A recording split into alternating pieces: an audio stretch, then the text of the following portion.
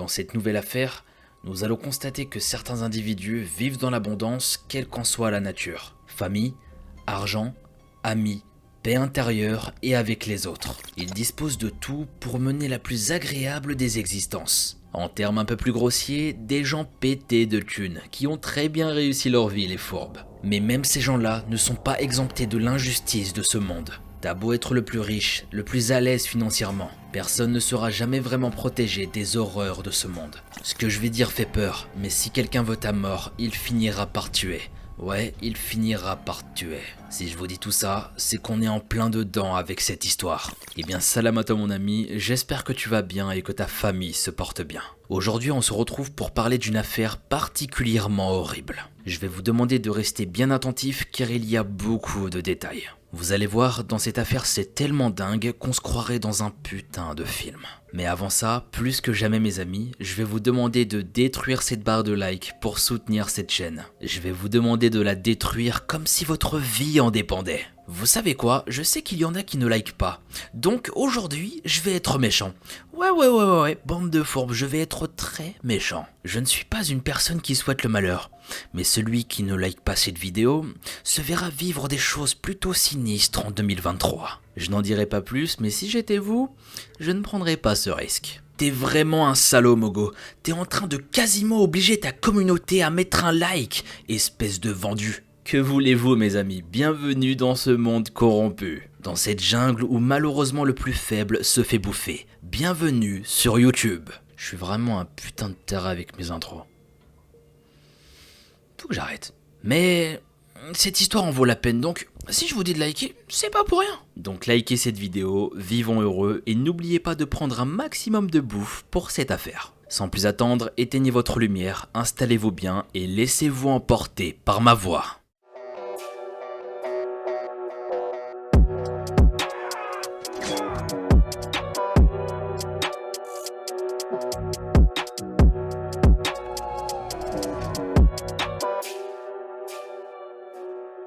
Amarjit Chauhan est né le 5 mars 1957 au Pendjab en Inde de parents inconnus. Au début des années 80, il décide de quitter son pays natal pour émigrer vers la Grande-Bretagne. À ce moment-là, il a alors aux alentours des 30 ans. On ne sait que peu de choses sur son enfance ainsi que sa vie en tant que jeune homme. À cette époque, l'Inde était plongée en plein conflit religieux, entre émeutes, famine et massacres. Il n'y a a priori aucun document qui mentionne les raisons pour lesquelles Amarjit a quitté le pays. Mais la violence ainsi que la sécurité très présente là-bas pourraient potentiellement être ses motifs. Amarjit est un homme grand, mat de peau, avec des cheveux épais de couleur noire, avec une moustache. Si son enfance s'est déroulée dans des conditions relativement précaires, ce n'est pas du tout le cas de sa vie d'adulte. Cet immigré indien est un homme doté d'une grande intelligence et il avait le sens des affaires. Dès 1996, il possède déjà une grande entreprise commerciale fructueuse qu'il va gérer d'une main avisée. Il se marie une première fois, fonde une famille,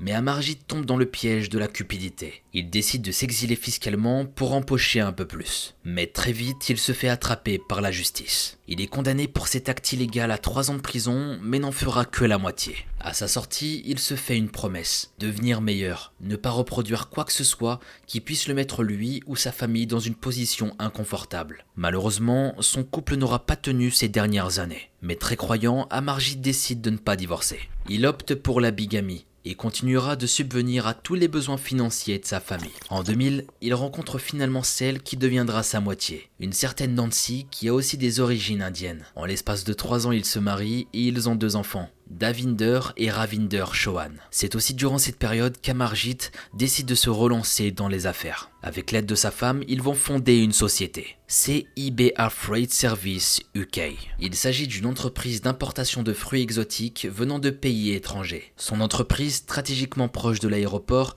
est en plein essor et la demande devient rapidement plus que conséquente. C'est simple, en 3 ans, le chiffre d'affaires de son entreprise atteint presque 5 millions de livres sterling par an. Amarjit a réussi son projet et il est maintenant millionnaire. Suite à ça, il décide d'investir dans l'immobilier et il va acquérir quelques propriétés à un prix très élevé. Avec sa famille, il s'installe dans une modeste maison de classe moyenne au 35 Sutton Hall dans la banlieue ouest de Londres. Celui qui a fait 18 mois de prison a développé un rapport avec l'argent que l'on pourrait qualifier de sage. Régulièrement habillé en pull t-shirt ou chemise avec un pantalon simple, Amarjit n'est pas le millionnaire ni le patron auquel on peut s'attendre. Tous les matins pour se rendre à ses entrepôts, il conduit sa petite Ford Escort bleue légèrement cabossée. Il est plutôt très apprécié et respecté par ses employés, qui ne l'appellent pas par Monsieur Chauhan, ils vont plutôt l'appeler par son prénom ou lui donner des surnoms. Ils le décrivent comme étant un père de famille accompli, épanoui, patient et qui a souvent des attentions pour eux. Par exemple, il les invite de temps à autre à déjeuner. Si des erreurs sont faites dans le travail, il ne donne non pas une deuxième chance, mais des dizaines de chances. C'est un patron très humain, très humble.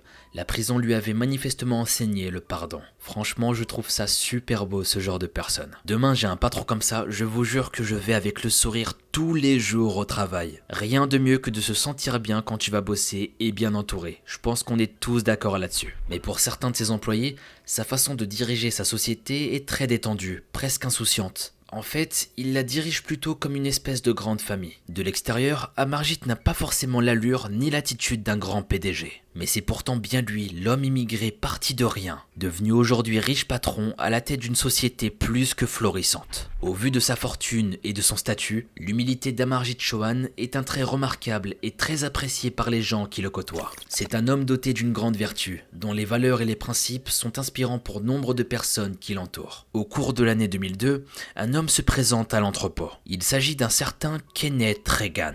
C'est un homme d'environ 53 ans, pâle, l'air sérieux, aux cheveux mi-blonds, mi-grisonnants. Il est chauffeur-livreur de métier, mais aussi un homme d'affaires à ses heures perdues. Il cherche du travail et Amarjit le reçoit pour un entretien. Le courant passe assez bien entre les deux hommes. Le patron de la CIBA Freight découvre un individu à la personnalité entreprenante. Un individu qui cherche toujours à placer la barre plus haut et à chercher des opportunités. Et quand on regarde bien, c'était un peu comme lui d'ailleurs. Cependant, Kenneth Reagan ne dispose pas d'un passé qui pourrait jouer en sa faveur. Sur son CV, il y a un trou d'environ 4 années. Kenneth ne s'en cache pas. Durant cette période, il a été en prison. Mais le chauffeur-livreur ex-prisonnier ne raconte pas nécessairement les détails de son incarcération à son futur patron potentiel. Il ne lui raconte pas qu'il y a à peine un an, son nom n'était même pas Reagan, mais Avery. C'était un livreur, mais pas de fruits, non. Il transportait une marchandise beaucoup plus lucrative, de l'héroïne. À la fin des années 90, Kenneth Avery vivait alors comme un prince. Il s'habillait avec des vêtements sur mesure et offrait à ses proches des montres de luxe. Il avait souvent des mallettes de grosses coupures dans le coffre de sa Mercedes hors de prix. Il était si riche que ses amis lui avaient donné le nom de Capitaine Cash. Et tout ça, ça en disait long sur le personnage. Mais sa vie de pacha allait bientôt prendre fin. Lassé par le trafic,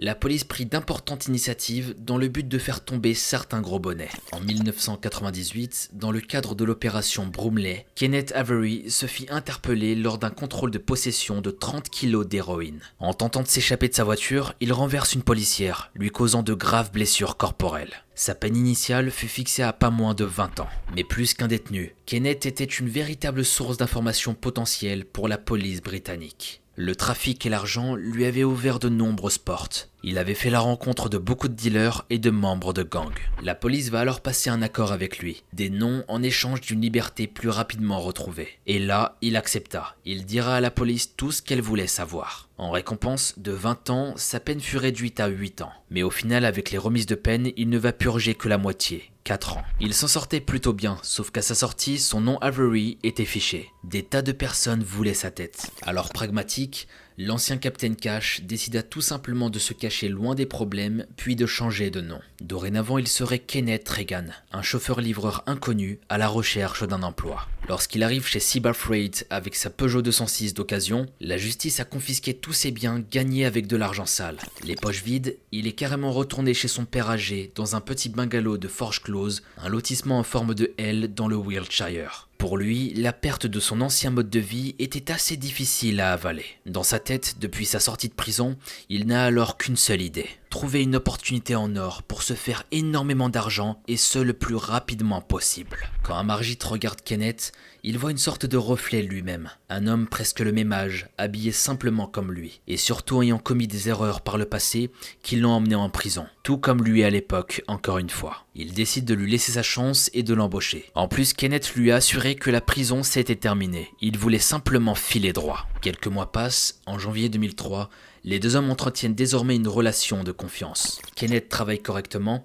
et avec ses connaissances d'homme d'affaires, il va prendre des initiatives. Il va essayer d'organiser un accord pour faire construire un restaurant sur un terrain vide proche de l'entreprise. Un terrain vide que son patron aurait pu acheter pour une somme intéressante. Si seulement il avait réussi, cet investissement aurait pu être profitable pour lui et Amarjit. Mais la démarche va échouer et ça va contrarier Kenneth qui se voyait déjà s'en mettre plein les poches. Mais entreprenant, il ne s'arrête pas là. Un matin, il demande à parler à Amarjit. Il a une proposition à lui faire, une offre très sérieuse qui pourrait l'intéresser. Kenneth lui explique qu'il avait fait la connaissance d'hommes d'affaires néerlandais par l'intermédiaire d'une amie de longue date, Belinda Brewin. L'entreprise d'Amarjit les intéresse et ils sentent le gros potentiel de celle-ci. Avec l'accord du patron, il se serait disposé à l'acheter pour la modique somme de 3 millions de livres sterling. Rappelez-vous, Amarjit est un homme plutôt sage, très humble dans sa vie quotidienne. D'ailleurs, avec tout son argent, il pourrait cesser de travailler et se consacrer uniquement à sa femme et ses enfants. Mais il a un hobby. Et avec sa famille, c'est la seule chose qui puisse le faire vibrer d'excitation et mettre tous ses sens en ébullition. Les affaires, les opportunités, ainsi que les occasions inédites. Bref, de nouvelles aventures lucratives. Et là, il est question d'une somme très conséquente. C'est une proposition qui mérite bien le temps de la réflexion. Et tu m'étonnes, 2 millions de livres, ça fait réfléchir. Amarjit s'accorde donc quelques jours pour réfléchir. Pendant ce temps, Kenneth contacte son amie Belinda Brewin. Cette femme, il l'avait rencontrée dans un bar de Londres en 1997. Il s'était plu. Kenneth était tombé très amoureux d'elle, lui vouant une certaine passion à sens unique. Il se mit à la couvrir de cadeaux avec son argent issu de la vente d'héroïne. Lorsqu'il est enfin sorti de prison, il a tout de suite essayé de la contacter. Il savait qu'elle habitait dans une ferme dans le Devon, à 3 heures de Londres. Il savait qu'elle avait beaucoup de frais, notamment avec sa maison hypothéquée et pour l'école de ses enfants. Mais Belinda ne semble pas intéressée par ces messages. Alors Kenneth décida d'attendre quelques mois, le temps de se reconstruire une situation dans l'entreprise d'Amarjit. Puis un jour, Belinda reçoit un nouveau message de Kenneth. Il lui propose un travail avec un gros salaire à la clé, 72 000 livres, l'équivalent de plus de 80 000 euros pour débuter. Elle trouve cela étrange, mais cet argent serait vraiment le bienvenu. En même temps, une telle somme, ça donne envie. Qui refuserait un tel salaire? C'est juste dingue. Mais ça se voyait que ça cachait quelque chose de bizarre, quelque chose de très sombre. Suite à ça, elle accepte de l'appeler pour en parler. Au téléphone, Kenneth lui fait une annonce inattendue. Il lui explique qu'il recherche un directeur général pour gérer une entreprise. Belinda lui répond qu'elle n'a pas les compétences pour ce boulot, mais l'ex-détenu insiste. Il lui propose de passer chez elle pour discuter de tout ça de vive voix. Comme ça, ils pourront étudier le contrat qu'il avait établi. Belinda est très sceptique. Cette proposition semble avoir un très grand intérêt pour Kenneth, qui est prêt à parcourir 3 heures de route pour lui en parler en profondeur. Mais ce qui est bizarre, c'est qu'il va lui proposer alors qu'elle n'a pourtant aucune expérience dans ce domaine. Mais curieuse d'en savoir plus, elle décide néanmoins de le voir. Une fois là-bas, Kenneth Reagan découvre de ses yeux l'endroit isolé où Belinda a décidé de refaire sa vie, au milieu des chevaux et des pâturages. Il constate le grand espace dont elle dispose. Un grand champ pour faire galoper ses chevaux qu'elle aime tant. Alors qu'elle pensait qu'il irait directement au but de sa visite, Kenneth prend le temps de visiter les lieux. Tout en marchant dans la boue présente un peu partout, il commente. « Je ne pourrais pas vivre ici, c'est tellement dégoûtant. Moi, je pourrais rendre cet endroit si agréable pour toi. Par exemple, ici, je pourrais construire un joli mur. Là, abattre quelques arbres. Et là, je mettrai un portail électrique. Et puis tu sais ce qu'il te faut, Belinda ? Une fosse de drainage, pour la pluie et la fosse septique. » Belinda n'est pas vraiment enchantée par ces propositions qu'elle trouve déplacées. Elle aime sa maison et son terrain, elle n'a pas du tout besoin de changement. À quoi serviraient toutes ces constructions qu'elle jugeait inutiles ? Une fosse de drainage et des travaux conséquents, alors que ça fait plusieurs années qu'elle vit sans tout ça. Au bout de moins d'1 heure, Kenneth finit par prendre sa voiture et s'en aller. Il a réussi à convaincre Belinda d'occuper le fameux poste, mais finalement, il avait l'air presque plus concentré sur son terrain que sur le motif qu'il avait fait venir depuis Londres. Quelques semaines passent, durant laquelle le patron de Seabar Freight, Amarjit Chauhan et sa femme Nancy sont en pleine réflexion au sujet de la proposition rapportée par Kenneth. Puis une décision est prise.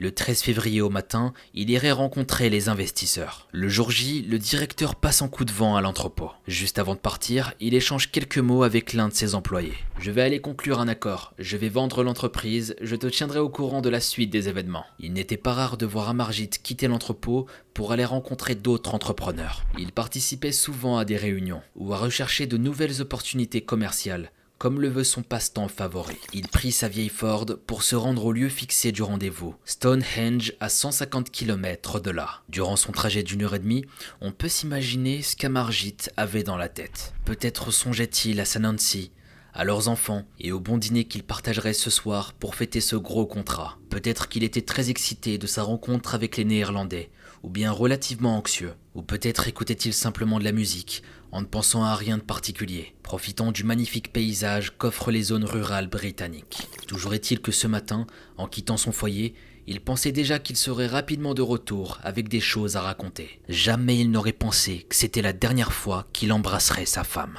qu'il ne verrait plus jamais ses enfants. Parce qu'au bout de son chemin, à Stonehenge, ce n'est pas un rendez-vous d'affaires qui attend Amarjit Chauhan, c'est une embuscade. Arrivé sur place, il se rend à une adresse précise, dans une rue peu fréquentée, près d'une petite place. Une camionnette blanche avec des inscriptions s'approche de lui. C'est manifestement un véhicule de location. Une fois assez près, deux hommes en sortent et sautent sur Amarjit. Ils vont le maintenir et lui plaquer un chiffon imbibé de GHB sur le visage. Pour quelqu'un de très pieux, qui ne s'est jamais drogué et qui ne boit même pas ne serait-ce qu'un verre de vin pour les occasions, l'effet est quasiment instantané. Amarjit s'effondre. Les deux hommes le portent et le jettent à l'arrière de la camionnette. Amarjit est désormais à la merci de ses ravisseurs, qui sont au nombre de 3. Il l'attache aux pieds et aux mains, puis roule sur quelques kilomètres pour s'enfoncer dans la campagne. À un moment, ils ralentissent et tournent pour pénétrer dans un lotissement en forme de L. Sur un carré de pelouse à l'entrée, un petit panneau bleu porte une inscription en lettres blanches. Forge close, c'était la maison du père de Kenneth. Les ravisseurs entraînent Amarjit dans un des petits bungalows, à l'abri des regards indiscrets. Ils le placent dans le salon. Amarjit est toujours assommé par la drogue, mais il finit par se réveiller. Il a du mal à respirer, et pour cause, on lui a disposé de l'adhésif tout autour de la tête, y compris sur le nez et une partie de ses yeux. Malgré ça, il arrive à distinguer certaines choses autour de lui. L'un de ses ravisseurs se place face à lui. Amarjit le reconnaît tout de suite, il n'en revient pas. C'était son nouvel employé, Kenneth. Amarjit essaie de se débattre, mais en vain. Il ne peut rien faire, ni bouger, ni parler, juste observer. Ses idées ne sont pas claires. Kenneth attrape une pile de feuilles qu'il dispose devant son ex-patron. Elles sont vierges, mais pas totalement. Au bas de chacune des pages figure le logo de l'entreprise, CIBA Freight Service UK. Kenneth place alors un stylo dans les mains liées d'Amarjit Chauhan. Il lui demande de signer sur tous les feuillets. Malgré son esprit embrumé, le père de famille comprend. Kenneth va pouvoir inscrire ce qu'il veut sur ses feuillets. Et si sa signature y figure avec le logo de l'entreprise, ces documents seront rendus légitimes et officiels. C'est alors qu'Amarjit refuse de signer. Furieux, Kenneth Reagan entre dans une colère noire et il se met à le rouer de coups. Il va le battre sans aucune pitié, avec une grande violence. Il dévoile son vrai visage, celui d'un homme cruel, sadique, dénué de toute empathie ou compassion. La soif d'argent, de retrouver sa vie d'avant la prison, devenait une véritable obsession vitale pour lui. Il ferait tout pour obtenir ce dont il avait besoin. Pour se sentir exister, il ferait tout pour redevenir Captain Cash. 2 jours durant, Amarjit Chauhan sera drogué, frappé, mis KO par ses agresseurs qui devront le réanimer à plusieurs reprises. Un véritable calvaire, mais le père de famille tiendra le coup.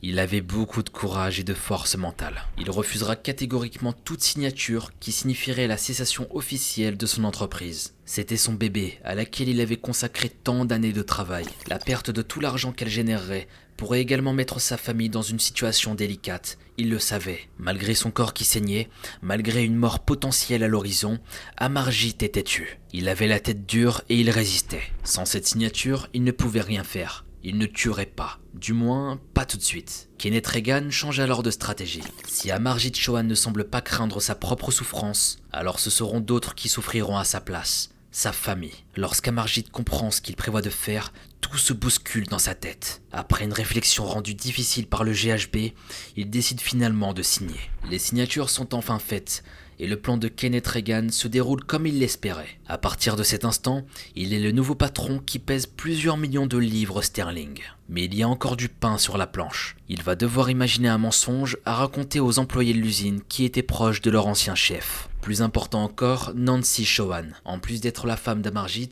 elle est la co-directrice de l'entreprise. Si elle apprend que son mari s'est retiré sans explication, elle donnera l'alerte. Et ça, Kenneth Reagan ne le permettra pas. D'ailleurs, personne hormis ses deux associés malfaiteurs ne devra être au courant de la façon dont il est devenu le nouveau possesseur de l'entreprise. C'est ainsi que Kenneth Reagan, dans son infinie cupidité destructrice, décide d'ôter la vie d'Amarjit Chohan. Il avait seulement 45 ans. Après ce meurtre, il se met en route avec l'un de ses associés, William Hornsey, vers le 35 Sutton Hall, au domicile des Chohan. Je fais une petite parenthèse ici, pour vous dire à quel point c'est triste. Je vous l'avais dit qu'on serait dans un putain de film. Et malheureusement, cette histoire nous confirme que l'être humain est si mauvais. Amarjit a tout donné pour réussir sa vie et devenir un homme et un père de famille accompli. Il va même jusqu'à devenir un patron très généreux, très gentil. Le patron qu'on voudrait tous avoir, de la transparence, de la bonne entente, de la générosité, enfin que du bon. Mais les gens n'ont qu'une chose en tête, profiter de lui. Et plus particulièrement ces tordures de Kenneth Reagan. Bref, reprenons. Ces 2 derniers jours, Nancy se faisait du souci pour son mari. Il ne répondait plus au téléphone et ses employés n'avaient plus aucune nouvelle de lui. C'est Kenneth Reagan lui-même qui s'est présenté à sa porte pour la rassurer. Il lui disait que son mari avait des soucis de téléphone et qu'il avait dû partir en urgence aux Pays-Bas, en lien avec l'accord qu'il s'apprêtait à conclure. Nancy ne l'avait pas cru sur parole, mais Kenneth va lui faire écouter un vocal qu'il avait forcé Amarjit à enregistrer. « Bonjour Nancy, pas de panique, je vais bien. Je reviendrai demain. » Nancy avait fondu en larmes, rassurée et soulagée par ces nouvelles. Mais la réalité était malheureusement tout autre. Le 15 février 2003, Kenneth et William pénètrent dans le domicile des Chohan. À partir de là, l'enquête ne dit pas si la famille a été kidnappée pour être emmenée ailleurs ou non. Mais l'acte commis est monstrueux. Les 2 hommes assassinent froidement Nancy Chohan, 24 ans, ainsi que sa maman Charanjit, 51 ans. Les 2 enfants aussi vont mourir. Ravinder, 18 mois, et Davinder, âgé seulement de 8 semaines. La famille Chohan vient d'être décimée, et tout ça pour de l'argent. Les corps de tous les membres de la famille sont cachés dans la camionnette de location. Ils seront ensuite emmenés chez Belinda Brewin dans quelques jours. Lundi 17 février 2003, une nouvelle semaine s'entame. Les employés de Cyber Freight se présentent à l'usine. Il est encore tôt. Ils s'étonnent de ne toujours pas avoir vu Amarjit, ni d'avoir eu de ses nouvelles. Mais la dernière personne à l'avoir vu, c'est Kenneth Reagan qui est là aujourd'hui. Il n'est pas tout seul et une femme se tient à ses côtés. Il demande à tous les ouvriers de se réunir, il a une annonce à faire. Je vous présente Belinda Brewin. Elle sera la nouvelle directrice de l'usine. J'ai ici un document signé qui atteste que Amarjit Chohan, l'ancien patron, a vendu son entreprise pour prendre sa retraite anticipée à l'étranger avec sa famille, en raison de problèmes de santé. Les employés étaient très étonnés de la nouvelle, mais il n'y avait rien à redire. Le document est officiel, et si Amarjit n'a même pas pris le temps de dire au revoir, c'est qu'il avait ses raisons. À aucun moment, quelqu'un aurait pu soupçonner un seul instant l'horrible malheur qui s'était abattu sur lui et toute sa famille. Kenneth va installer Belinda dans un bureau, avec un ordinateur et du travail à faire. Si le plan de Kenneth Reagan avait été parfait, cette histoire aurait pu se terminer ainsi. Mais heureusement, tout ne se passera pas comme prévu. Le lendemain, Belinda se présente à nouveau à l'usine, mais au cours de la journée, elle ne va pas bien. Elle se sent mal et elle décide de rentrer chez elle pour se reposer. En arrivant sur place, c'est la stupéfaction. Des pelleteuses sont sur son terrain en train de faire des travaux. Belinda se précipite sur eux et se met à crier des injures. Les 2 hommes arrêtent les machines pour pouvoir discuter. Ce sont eux, William Hornsey et Peter Douglas, les acolytes de Kenneth. Tout de suite, elle ne les reconnaît pas. Kenneth arrive à ce moment-là, en plein milieu de la dispute. Elle comprend alors qu'il est à l'initiative de ses travaux. « Je pensais que ça te ferait plaisir », dit-il en pointant du doigt une énorme tranchée creusée par les pelleteuses. « C'est une fosse de drainage. Mais si tu veux la faire reboucher, je te conseille d'attendre l'été. » Belinda est en colère et elle ne comprend pas ce qui se passe. Elle aurait dû être consultée avant, mais elle est loin d'imaginer la terrible vérité que lui cachent les 3 hommes. Ce n'est pas une fosse de drainage qu'ils creusent, mais un cimetière de fortune. Pendant quelques semaines, plus personne ou presque ne va chercher à remettre en cause la légitimité du nouveau statut de l'entreprise. Et personne ne va chercher à savoir ce qu'il est advenu de la famille Chohan. L'explication de Kenneth a été manifestement suffisante. Personne ne semble s'interroger, ou plutôt si, une seule personne, Onkar Verma, le frère de Nancy Shawan. Il vit à l'autre bout de la planète, en Nouvelle-Zélande. Il prenait régulièrement des nouvelles de sa sœur et de sa mère. Mais voilà que depuis quelque temps, il n'y a plus aucun signe de vie ni de l'une ni de l'autre. Pas même d'Amarjit, il est inquiet. Dans un premier temps, il a contacté la police anglaise qui n'a pas jugé l'affaire comme étant importante. Ensuite, Onkar s'est rendu à Londres en avion pour vérifier de lui-même ce qui était en train de se passer. Avant toute chose, il va au domicile des Shawan.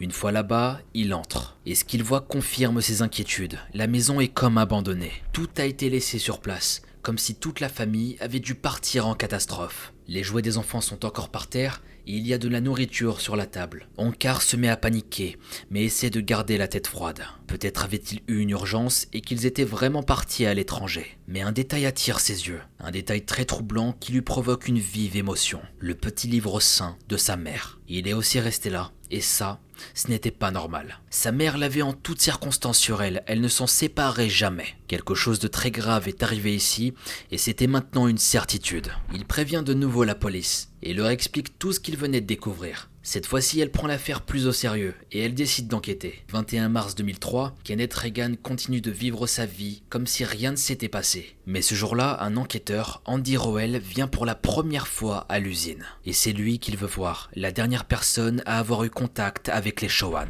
Lors de leur entretien, Kenneth explique à Andy que Amarjit cherchait depuis un moment à vendre son entreprise, et qu'il s'était mis dans des affaires douteuses. Très douteuse. Que le mieux pour lui finalement, c'était de disparaître, ce qu'il a fini par faire. Mais l'enquêteur n'est pas convaincu du récit. Avec un autre policier, il décide de se rendre chez la nouvelle directrice de l'usine, Belinda Brewin. Il l'informe de leur visite et Belinda en parle avec Kenneth. Lorsqu'il entend cette information, il se met dans un état de stress très intense. Il ne faut pas que la police aille chez elle, sinon le secret risquerait d'être découvert et ce serait la fin. Il ne voulait pas retourner en prison. Tout, mais pas ça. Alors il monte un nouveau plan. Il demande à un de ses deux associés d'appeler la police, en faisant croire que Amarjit Shawan a été vu quelque part. Le but est de les envoyer sur une fausse piste, le temps de trouver une solution pour déplacer les 5 corps du terrain de Belinda. Le piège fonctionne et la police annule sa visite. Le 20 avril 2003, alors que les policiers sont occupés ailleurs, Kenneth et ses associés reviennent sur le terrain de Belinda avec une pelleteuse. Ils vont prétexter niveler la voie et mettre du gravier tout autour de la maison. Elle n'y voit que du feu et les laisse faire. Ils se mettent à déterrer le plus rapidement possible les corps, pour les mettre de nouveau dans une camionnette afin de les transporter ailleurs. Mais les cadavres sont là depuis un moment déjà, et certains ont commencé à se décomposer. Il y a des débris organiques, mais aussi des lambeaux de vêtements. Dans leur précipitation, beaucoup de ces restes sont laissés sur place. Ils rebouchent le trou, puis prennent la route pour se rendre le plus vite possible au bord de la Manche. Ils se procurent un bateau à la hâte, puis emmènent les corps au large, loin des côtes. Là, ils s'en débarrassent en les jetant à l'eau. Ces hommes n'avaient aucune humanité. Ils étaient vraiment prêts à tout pour échapper à la police. Je les trouve répugnants.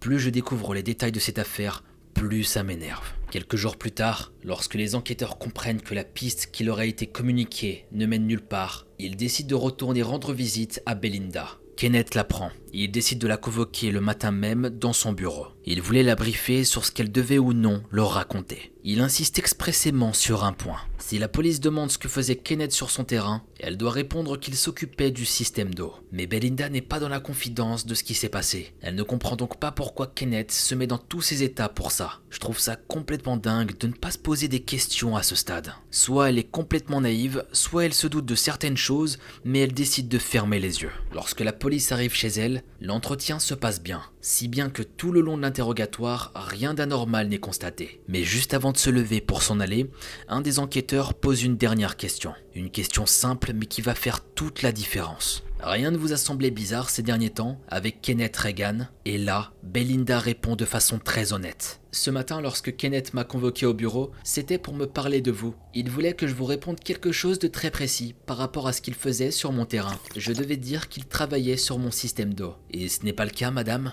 Non, il creusait plutôt une fosse de drainage. Les policiers se regardent et sans se dire un mot, ils se comprennent. Il faut qu'ils aillent voir cette fosse de drainage. Tout de suite en partant, sur 2, ils appellent même des renforts. Des archéologues médico-légaux, des pathologistes, ça paraissait si évident. Il y a quelque chose là-dessous. 5 jours durant, des fouilles minutieuses sont effectuées. Mais évidemment, aucun corps n'est retrouvé. Cependant, les recherches ne sont pas inutiles pour autant.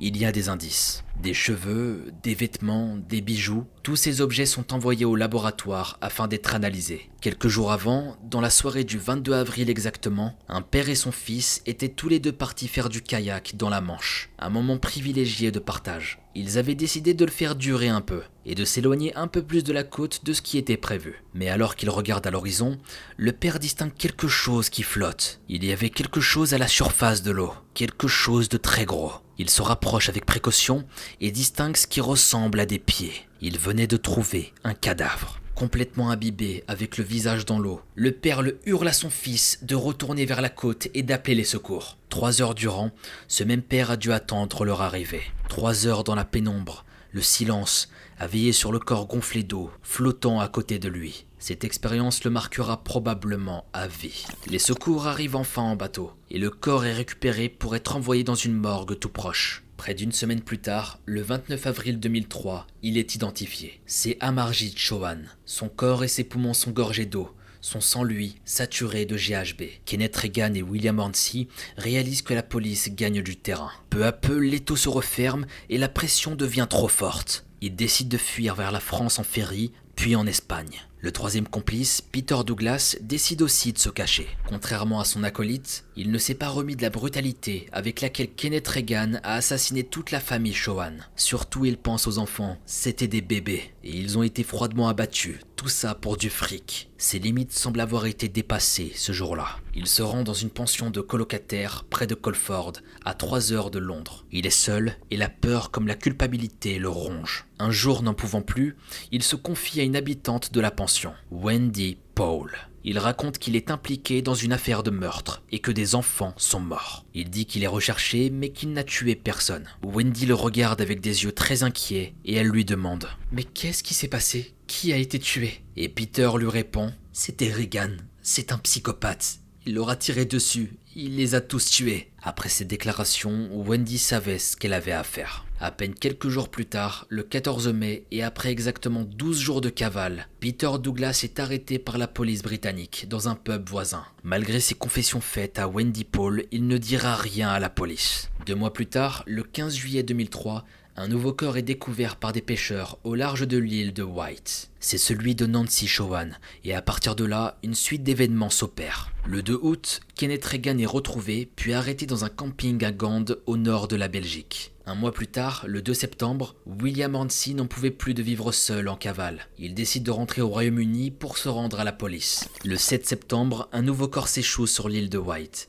Il s'agit de la mère de Nancy, Charanjit Kaur. Les 3 hommes sont enfin réunis et remis aux mains de la justice. Mais il y avait un problème. Aucun d'entre eux n'avoue quoi que ce soit. Ils gardent le silence en espérant peut-être s'en tirer à meilleur compte. Les corps étant très endommagés par la mer, il n'y avait aucune trace de l'ADN des agresseurs. Grâce au retraçage des téléphones de Reagan et Amarjit, une perquisition est faite dans le domicile du père de Kenneth Reagan. C'était exactement à Forge Close, où les policiers soupçonnent qu'Amarjit a été enlevé et torturé. Mais là encore, Kenneth Reagan avait tout prévu. Tout a été minutieusement nettoyé, la moquette changée, les meubles aussi. Plus aucune trace n'est visible, même avec des analyses poussées. Bref, la police manque cruellement de preuves concrètes. Pourtant, tout indique que Kenneth Reagan et ses complices sont les principaux suspects, et de loin. Alors comment faire pour avancer dans cette affaire? La police était en train de stagner. Durant plusieurs mois, tous les indices sont passés au peigne fin. C'était un véritable puzzle pour les enquêteurs. Un puzzle frustrant auquel il manque une seule pièce. Celle qui permettra d'enfin rendre justice à toute la famille Chauhan. Un jour, la police contacte à nouveau la morgue où est entreposé le corps d'Amarjit.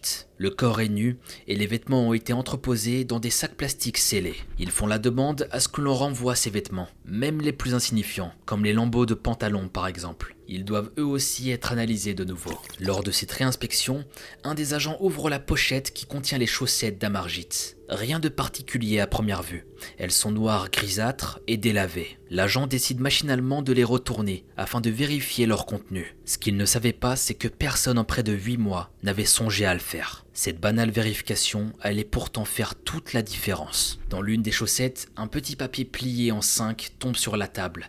Il semble très fragile. Avec des gants, l'agent l'ouvre avec d'infinies précautions. Le papier se décompose par endroits et l'encre a partiellement disparu. Mais le fait qu'il a été autant plié l'a suffisamment protégé pour le lire. C'est une lettre postale, un genre de publicité. Il n'y a a priori rien d'intéressant ni de particulier dans son contenu. L'homme regarde alors le petit encadré en haut à droite qui contient l'adresse. L'agent n'en croit pas ses yeux. Datée du 12 février 2003, elle est destinée à Kenneth Reagan, à Forge Close, dans le Wiltshire. Et elle se trouvait ici dans la chaussette de Amarjit. Il avait dû cacher cette lettre pendant sa captivité. La dernière pièce du puzzle de cette histoire venait d'apparaître sous ses yeux. Le pire, c'est qu'elle avait toujours été là, attendant d'être découverte. Amarjit Chauhan, grâce à sa vivacité d'esprit et sentant probablement sa mort arriver, avait sans le savoir apporté la pièce maîtresse de toute cette enquête. Jusqu'ici, tous les éléments incriminaient Kenneth Reagan et ses complices. Ils étaient même placés sous haute surveillance pour ça. Mais aucune preuve concrète ne permettait de les écrouer. Ils le savaient très bien et ils gardaient tous le silence. Mais enfin, ces longs mois de recherche sont terminés. La justice va être enfin rendue pour Amarjit, Nancy, Charanjit, Davinder et Ravinder. Tel un trésor précieux, le morceau de papier décomposé et photographié est placé en pièces à conviction. Le 5 juillet 2005, près de 9 mois après l'ouverture du procès, au palais de justice d'Old Bailey, au centre de Londres, le verdict tombe. Kenneth Reagan et William Rancy, pour avoir assassiné les 4 membres de la famille Chauhan et Charanjit Kaur, sont condamnés à 5 peines de prison à perpétuité. Peter Douglas, pour complicité de 5 meurtres et d'enlèvements, est condamné à 23 ans de prison. Après toute cette histoire, Onkar Verma, le frère de Nancy, est retourné en Nouvelle-Zélande. Il n'aura jamais rencontré les enfants de sa sœur, mais il a pu visionner certaines vidéos retrouvées dans le domicile des Chauhan. Des vidéos où on peut voir le quotidien paisible de toute la famille. Tout le monde y affiche un grand sourire et ils ont l'air très heureux. Ces moments, même s'il ne les a pas vécus, resteront toujours gravés dans sa mémoire. Voici quelques-uns de ses mots, alors qu'il était filmé dans le cadre d'une interview. Grâce à ces vidéos, j'ai pu voir à quel point Nancy était heureuse avec Amarjit. Vous savez, elle a eu beaucoup de chance de les rencontrer. Toutes les fois où je ferme les yeux, je peux voir Nancy sourire. Comme si de rien n'était, elle est toujours là, et elle attend que je vienne. Concernant les corps des enfants, Davinder et Ravinder, ils n'ont jamais été retrouvés. Ainsi se termine l'histoire d'Amarjit Chauhan. À travers cette vidéo, j'ai essayé au maximum de vous faire vivre des passages de sa vie. On se rende bien compte de la situation ainsi que la gravité de l'affaire. Ici, on a un mélange de ce qu'il y a de plus sombre chez l'être humain. On fait face à des vices qui poussent certains individus à commettre des choses extrêmes. Des gens jaloux, envieux et qui ont soif d'argent, qui prêtent plus d'attention au matériel et qui délaissent toute humanité. Ça fait partie des pires personnes. Malheureusement, Amarjit Chauhan et sa famille ont été la cible de ce genre d'individus. Puissent-ils reposer en paix? Surtout ces pauvres enfants qui n'ont rien demandé, bordel. Cette histoire nous rappelle que l'être humain est si mauvais, ça fait peur. Dans cette affaire, ce qui est très choquant, c'est la réduction de peine de Kenneth Reagan, le meurtrier. Souvenez-vous de son passé, quand il devait purger au moins 20 ans de prison pour trafic d'héroïne. Eh bien, tout commence à partir de là. Ici, on peut en vouloir aux autorités d'avoir libéré trop facilement cet homme en échange d'informations. La police était consciente à quel point il était sombre, surtout après un passé aussi lourd. Je pense qu'il aurait dû être surveillé, chose qui n'a pas été faite. Et au final, en le laissant libre sans aucune surveillance, il va tomber dans son vice le plus sombre. Gagner de l'argent, et ce peu importe la façon. J'attends vos avis concernant cette affaire dans les commentaires. Cette vidéo touche à sa fin et il est temps pour nous de nous quitter. Si tu es encore là, je vais te poser une question et tu me répondras sur mon Insta Mogota Sama. Quelle est la plus grosse connerie que tu aies faite dans ta vie? J'attends vos messages et on pourra échanger là-dessus. Sur ce, je vous dis à très bientôt pour une nouvelle vidéo. Prenez soin de vous et de votre famille, c'était Mogota.